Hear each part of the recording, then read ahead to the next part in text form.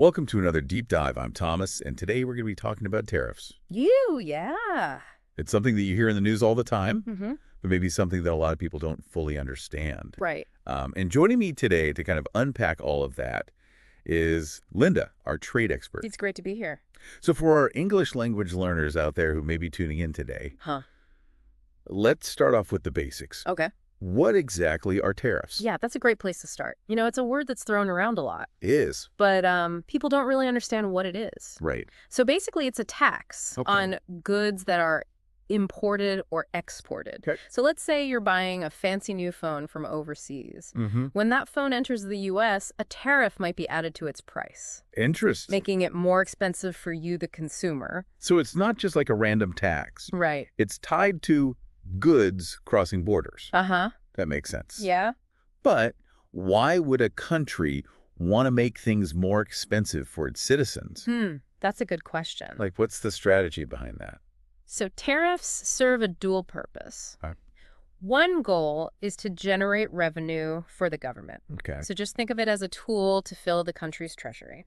gotcha. But the other, and perhaps more interesting purpose, Okay. is to regulate trade. Okay, regulate trade, how so? So by making imported goods more expensive through tariffs, Mm-hmm. a country can encourage its citizens to buy domestically produced goods instead. Okay. This is where the concept of protectionism comes in. Protectionism, another word we hear a lot these days. Yeah. For our listeners who are learning English, can you break down what protectionism means? Sure. So protectionism is all about shielding a country's own industries Okay. from foreign competition. Okay. It's like building a fence around your garden to Aye. keep out unwanted pests. Gotcha. Tariffs are one of those fences. Yeah. They make those imported goods less appealing Right. because they cost more. It's like giving your domestic companies a little bit of breathing room.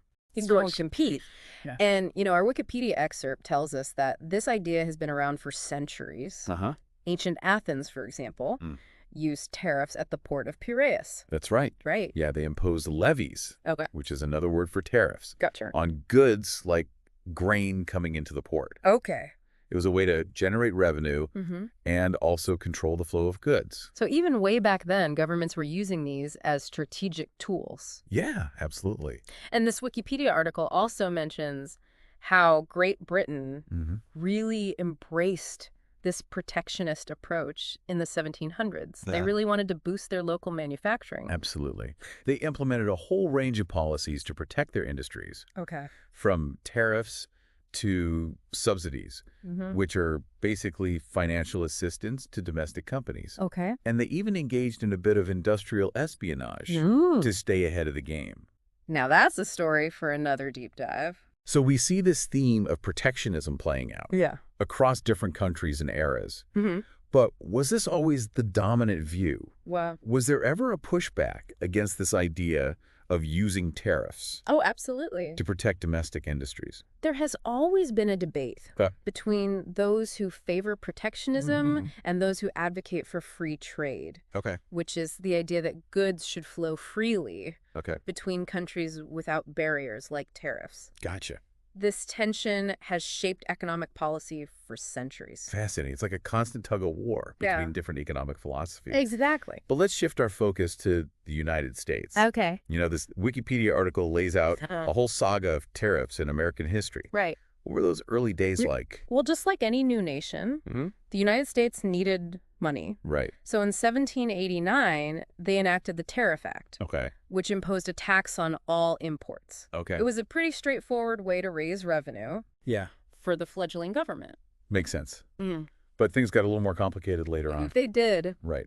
This article mentions something called the Tariff of Abominations. Yes. What was so abominable about it? Well, the Tariff of 1828, as it was officially known, was highly controversial Yeah. because it significantly increased tariffs on a wide range of goods. Okay. This move was seen as benefiting northern manufacturers Okay. at the expense of the South, Okay. which relied heavily on imported goods. So we already see this regional divide emerging Yeah, with different parts of the country right. having different economic interests. Absolutely. And this debate over tariffs continued to rage on. It did. Right. I'm thinking about figures like Alexander Hamilton, Mm-hmm. who was a big proponent of protecting American industries. Yes. Hamilton was a staunch advocate Okay. for what's known as the infant industry argument. Okay. He believed that new industries, Hmm. just like infants, need some protection and support Okay. in their early stages before they can compete Oh. on a global scale. So it's like giving those industries a chance to find their footing Exactly. before being exposed to the full force of international Mhm. competition. Right. But did everyone buy into this idea? Not at all. Okay. There was a lot of opposition to Hamilton's protectionist views, Okay. especially from those who believed in free trade. Okay, so this philosophical divide Yes. shaped many of the economic debates Uh-huh. in the early years of the United States. Absolutely. It's amazing how these debates from centuries ago I know. still resonate today. Yeah. We're still grappling with these fundamental questions about the role of government Right. in regulating trade and protecting domestic industries. It's true. Okay, let's dive into some examples. Okay. I'm particularly intrigued by this Embargo Act of 1807. Okay. It wasn't technically a tariff, Right. but it seems like it had a major impact It did. on American trade. The Embargo Act was a bold move Okay. by President Thomas Jefferson Mm-hmm. to prohibit American ships from trading in foreign ports. Wow, so they basically shut down trade altogether. It was a drastic measure. That must have been a huge shock to the American economy. It was. And it did have some negative consequences, Okay. but it also had some unexpected outcomes. Okay, how so? By cutting off access to manufactured goods from Britain and Europe, Okay.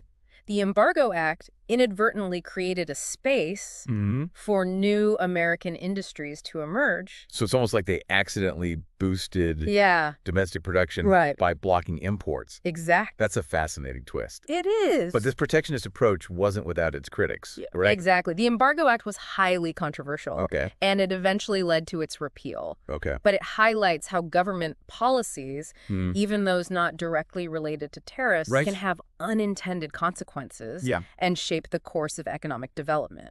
It's a reminder that history is full of surprises. It is. And economics policies can have ripple effects Yeah. that are hard to predict. Very true. Speaking of surprises, Yeah.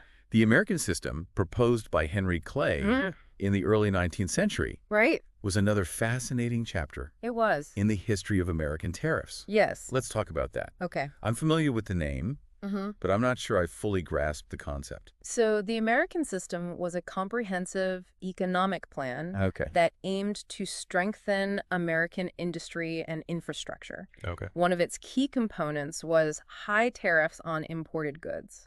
So it sounds like Clay was following in Hamilton's footsteps, He was. embracing that protectionist philosophy. Yeah. But what was the rationale behind the system? So Clay argued that high tariffs would protect American industries Okay. from foreign competition, Hmm. allowing them to grow and create jobs. Okay. He also believed that the revenue generated from tariffs could be used to fund internal improvements, Like what? such as roads and canals, Okay. which would further stimulate economic growth. So it was about more than just protecting industries. It Yeah. was about investing in the nation's future. It was. But I imagine this plan wasn't without its opponents. You're right. The American system sparked a lot of debate, Okay. with some arguing that it would lead to higher prices for consumers Right. and hurt industries that relied on imported goods. Okay, so this debate ultimately had political consequences. It did. How so? The American system became a key issue on the 1828 presidential election, Okay. with Andrew Jackson, who opposed high tariffs, Okay. ultimately defeating John Quincy Adams, Mhm. who supported Clay's plan.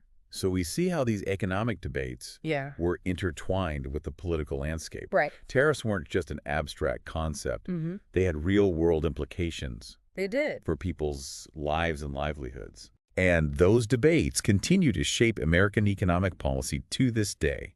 That's right. It's a reminder that history is not just a collection of facts and dates. Uh-huh. It's a story of ideas Right. and how those ideas have shaped the world we live in. Very true. Well said. Yeah. And to truly understand those ideas, Yes. it's helpful to look at how they've played out Right. in specific historical contexts. Yes. Okay, let's do that. Okay. I'm particularly curious about the role of tariffs Mm-hmm. in the period leading up to the Civil War. Okay. This Wikipedia article suggests that Tariffs played a significant role They did. in the growing tensions between the North and the South. That's right. The issue of tariffs was a major point of contention Okay. between the North and the South Right. in the decades leading up to the Civil War. Okay. The North, which was more industrialized, Mm. generally favored high tariffs Okay. to protect its industries from Uh-huh. foreign competition. So it was basically the same infant industry Yeah. argument, but on a much larger scale. Right. But the South, Mm-hmm. which was more agricultural Uh-huh.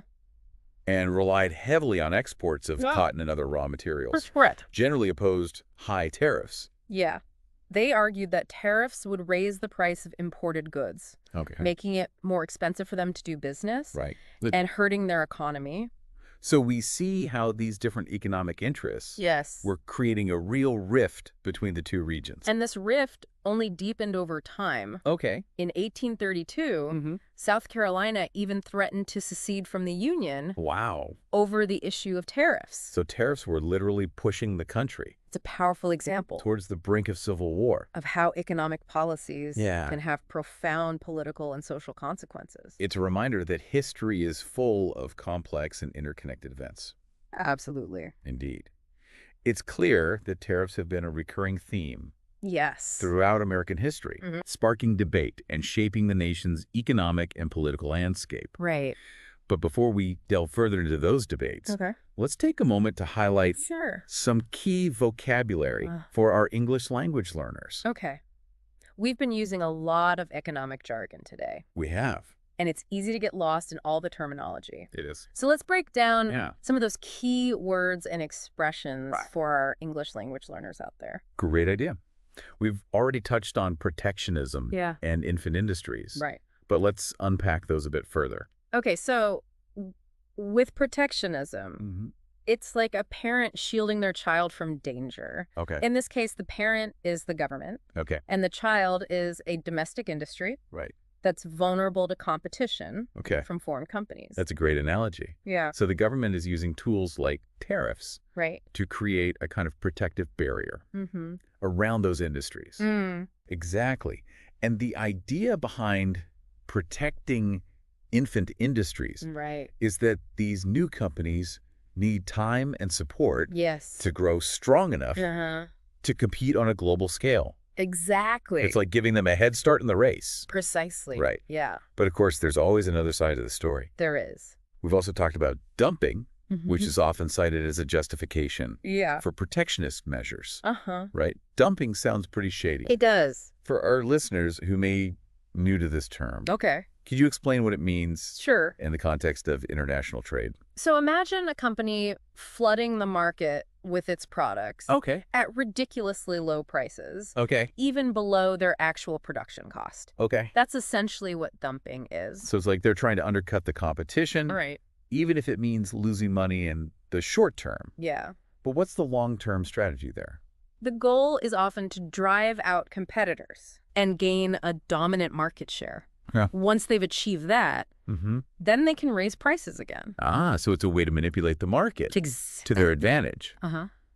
But how can countries tell if dumping is really happening Good question. or if a company is just being super competitive? That's where things get tricky. Yeah. There's a lot of debate Okay. about what constitutes fair Right. versus unfair trade practices. Yeah. And there are different types of dumping. Different types. To consider? Could you give some examples? Sure. One type is currency manipulation. Okay. This is when a country deliberately devalues its currency Okay. to make its exports cheaper. So it's like they're giving their companies an artificial boost Right. in the global market. Exactly. That doesn't sound very fair. It's debatable. Another type is social dumping.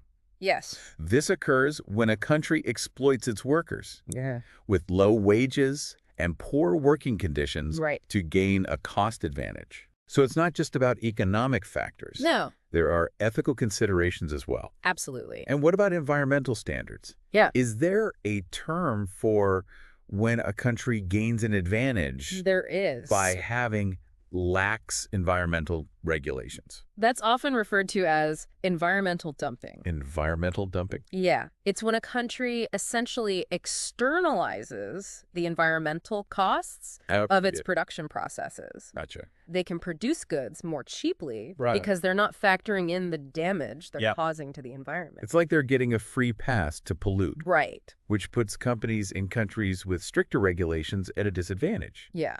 Okay, so those are some of the arguments in favor of protectionist measures like tariffs. Right. But what about the other side? Okay. What are the main criticisms of tariffs?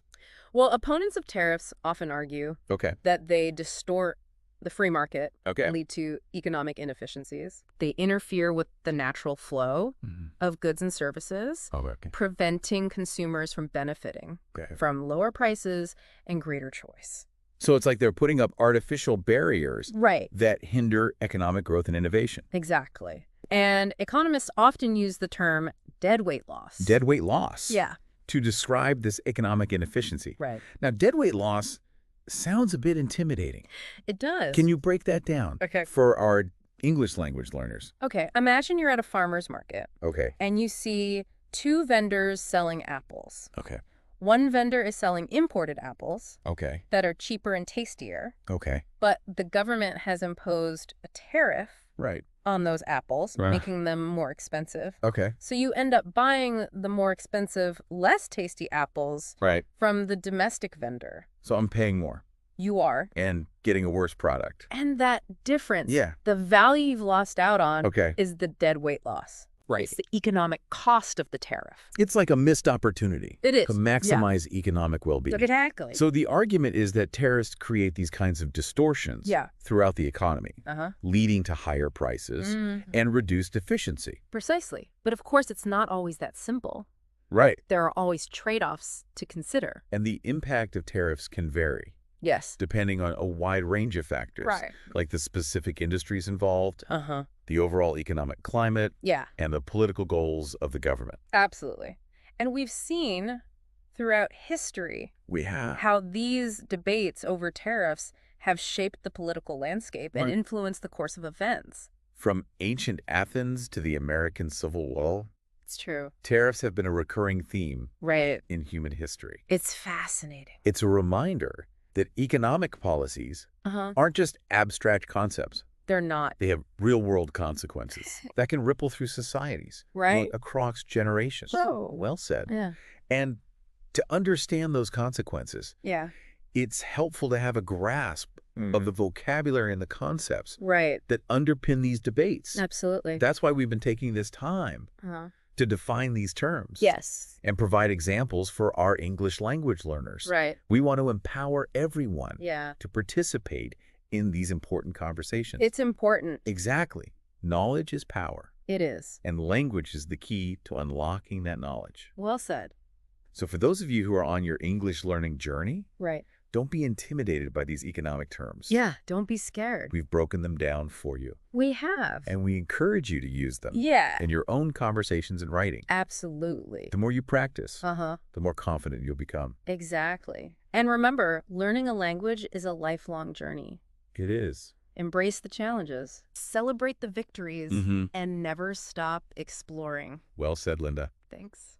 Now, before we wrap up, Okay. I want to touch on a few key takeaways Right. from our deep dive into the world of tariffs. Okay. We've seen how they can be used to generate revenue, Yes. protect domestic industries, and even influence the course of history. It's true. And we've also seen how they can distort markets, Right. lead to higher prices for consumers, and spark political controversy. It's a complex issue. It's a complex issue with no easy answers. There's no easy answer. But one thing is clear. What's that? Tariffs are a powerful tool They are. that governments have used for centuries to shape their economies and influence the global landscape. That's true. And understanding how they work, both in terms of their economic impact and their historical significance, is essential for anyone who wants to engage in informed discussions about trade and globalization. Absolutely. And for our English language learners, we hope this deep dive has expanded your vocabulary and given you a deeper understanding of these complex issues. Now, before we sign off, Okay. we want to encourage you to continue your English learning journey. Absolutely. What are some tips you would give to our listeners? So for those who are hitting the books, what are your top tips for making those English muscles stronger? Yeah. What do you recommend? First of all, don't just memorize words in isolation. Right. Pay attention to how we use them in conversations like this one. Context is key. Right, like how we talked about infant industries needing protection. Exactly. You instantly understand what that means because we painted that picture and gave those examples. Absolutely. Yeah. Second, find ways to use these words yourself. Yeah, okay. Even talking to yourself in English helps. Right. Don't be afraid to make mistakes. Yeah. That's how we all learn. My favorite tip is surround yourself with English. Yes. As much as you can. Good. You know, movies, music, podcasts like this one. Absolutely. It all adds up. The more you immerse yourself, the more natural it becomes. It's like learning by osmosis. Yay. Linda, this has been a fantastic deep dive. It has. We've covered so much ground from ancient Athens to modern trade wars. We have. For our listeners, what's the one big takeaway they should remember about tariffs? I think the main thing to remember is that tariffs are a powerful tool with a long and complex history. They can be used for good or for ill. Right. And the debate over their use continues to this day. Yeah. What's important is understanding the nuances of this debate and being able to think critically about the arguments for and against tariffs. Well said. And for those of you who want to keep the learning going, we've got tons of resources in the show notes. We do. Including links to that fascinating Wikipedia article that we've been referencing throughout this episode. Right. And be sure to subscribe to our YouTube channel. Please do. For more deep dives on a wide range of fascinating topics, we've got everything from the history of pizza to the science of sleep. It's true. There's something for everyone. There is. Exactly. We love exploring new ideas. We do. And sharing what we learn with you. Absolutely. And we're always eager to hear your thoughts. We are. So drop a comment below. Yes. And let us know what you thought of this episode. Please. Did any of the arguments for or against tariffs surprise you? Yeah. What other economic concepts would you like us to tackle in future deep dives? We're curious to hear your ideas. We read every comment. We do. And we genuinely appreciate your feedback. We do. And one last thought to leave you with. Okay. If you could design the perfect trade policy for today's world, what would it look like? Let us know. Thanks for joining us on this deep dive into the world of tariffs. Thanks for having me. Until next time, keep learning, keep exploring, and keep those brains buzzing. Bye.